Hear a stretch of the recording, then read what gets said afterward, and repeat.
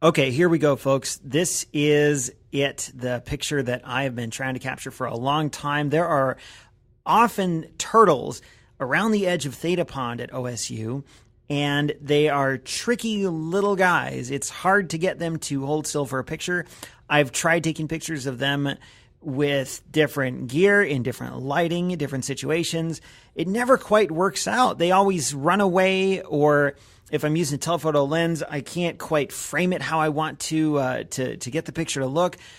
And this is the turtle picture that I've been trying to get for a long time, and I finally got it. So let me tell you a little bit about how I got it. I came upon a group of turtles, and this was maybe 3 days after school had ended. So the campus was pretty quiet. It was summer break, 2017. And I saw a couple turtles, maybe 4 or 5, sitting on a rock, just chilling. And it was nice and overcast on this day. So I approached them and trying to take some of their pictures. And sure enough, they scattered, went right into the water. I saw another rock with 3 or 4 turtles on it. And I tried to take my own lessons into account here. I tried to be patient and slow. And when I talked about having a little bit of patience last week with that turtle dove picture, I actually took this photo a couple days after that turtle dove picture, and I was trying to keep that in mind, the idea that I got to just slow down. I got to make sure I'm not scaring anybody, and letting the animals exist in their own situation without me trying to bother them too much. And so as I approached the second rock, all the turtles scattered except for 2. And I'm trying to get close, and I'm going really slowly. And then one of them jumped in the pond, and this little guy was left. Well, big guy, really. He's not little at all. And I thought, this is my only chance.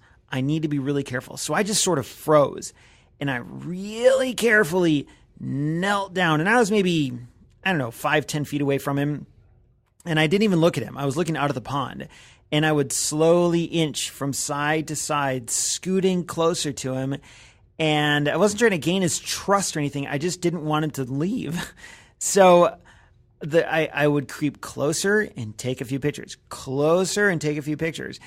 And there was a lot of things to keep in mind. I wanted to get the turtle from a good angle. I wanted to see his face. I wanted to see his eyes. I wanted to get the rock in the background. I really liked the way the water was swirling around and creating these nice sparkly effects. I took a ton of pictures, and I just sat there with it on rapid fire mode.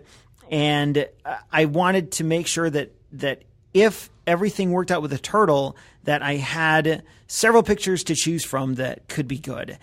Sure enough, this particular one, it just worked. And this is one of many. I think I came back from that with like 30 pictures, and most of them were not good, but a lot of them were pretty decent.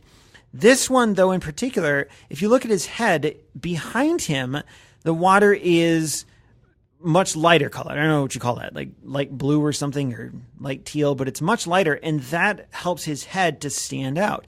Behind his shell, the swirling actually creates kind of a bow pattern that frames his shell. It kind of looks like a dark green rainbow almost going over his shell.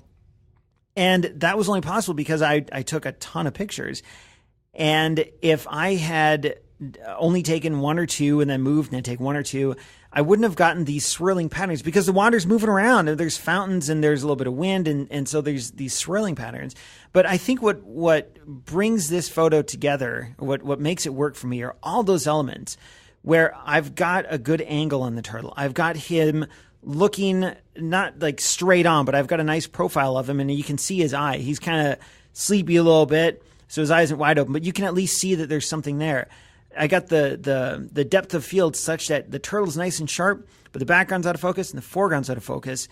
And the way that the light works in the background, to me, everything just clicked when I was able to get this photo. And it's another illustration that, yes, a 50mm lens is great for wildlife photos if you keep your expectations in line with the capabilities of your gear. So it's a really fun picture to shoot. I'm really proud of it.